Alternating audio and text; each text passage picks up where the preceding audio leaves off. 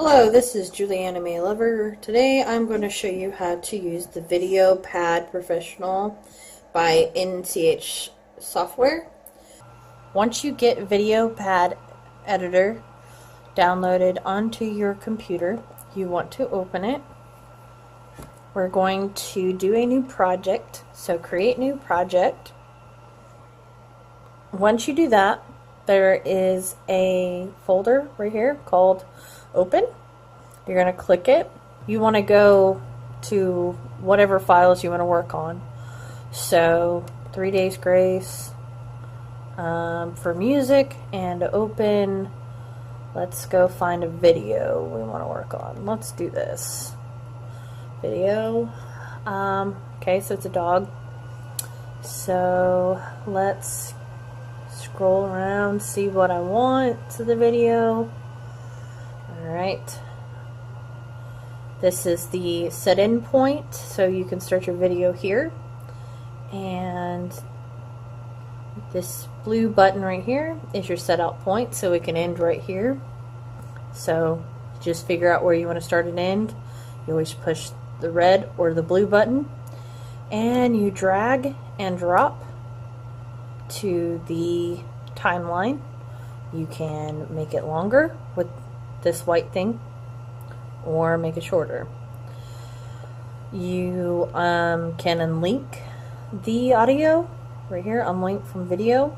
You can also change the clip speed and change the audio in that.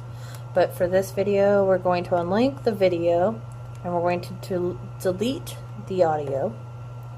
We're going to go into the audio file, go into Animal I've Become, and basically speed it up 150. You can keep the audio pitch the same, or you can make it sound like a chipmunk. It's up to you.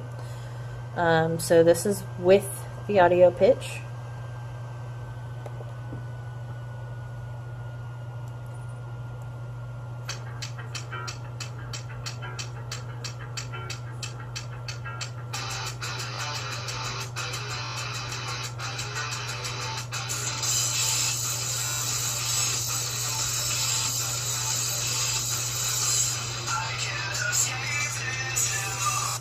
Okay, so now we're going to do it like it's a chipmunk, and speed clip up to 150 again. Change the audio pitch, set, and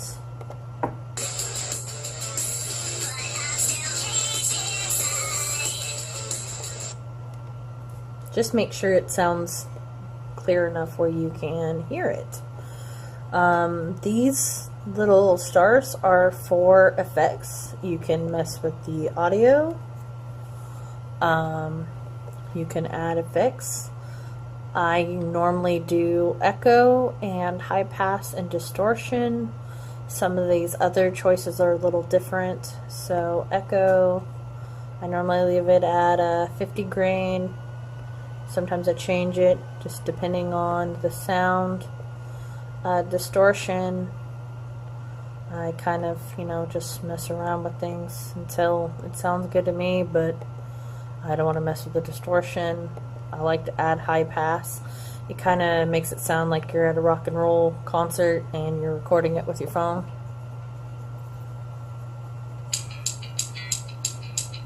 Stuff like that. But we don't want to save any of those changes. But if you do, you could always click this button to save your effect chain. And let's say you want to use the same file chain that you like, and you can click load file after you save it. Of course, I can show you what I mean by that with the video part. So with the video, you get different options on your effects as well. You get crop, different rotations and stuff. So I have a preset for scaling, and I scaled position and I believe rotate. Let's see. See what I clicked right here. I clicked load file, and it's closeup.vfc. So it doesn't always work with everything. Just kind of depends on what it is. So I've got scale, position, crop. Obviously that doesn't look good with this video. You always want to make sure that you want to do different style, you know, make sure it looks good on different formats. You can add more files by the open or add file. Add text for me sometimes doesn't work, so I just do it on Photoshop. I Photoshop what I want to say and put it on there. Add a blank. That doesn't really do any good for you. You can also record your video, audio, or screen. Here's your audio effects, transitions, but that's if you have more than one video. You can delete, you can undo, Control Z, Control V, or Control Z for undo, Control Y to redo, Control C to copy, Control V to paste. You can always right click and copy and paste, and wherever that red cursor is where it's going to go. Also, you can have different layers to your tracks, so you can have a video up here, you can have copy and paste again, you can have a video up here on the third, you can have many layers of video tracks, but they get harder and harder to keep track of. Same thing with your audio files. And you can do the same thing with your audio file that you do with your video file. So if you want to make it shorter, you can always start here and end here. And you always want to make it sure it's starting at 0, unless you already want something else there. So let's say we're done with our project. Right here you can preview. You can hit export video here after you're done previewing and make sure it looks good. And file, export video. On the exporting, you want to make sure it's on your computer for data, or you can upload it to YouTube that way, but if you have a fairly slow internet connection, I recommend doing the data onto your computer.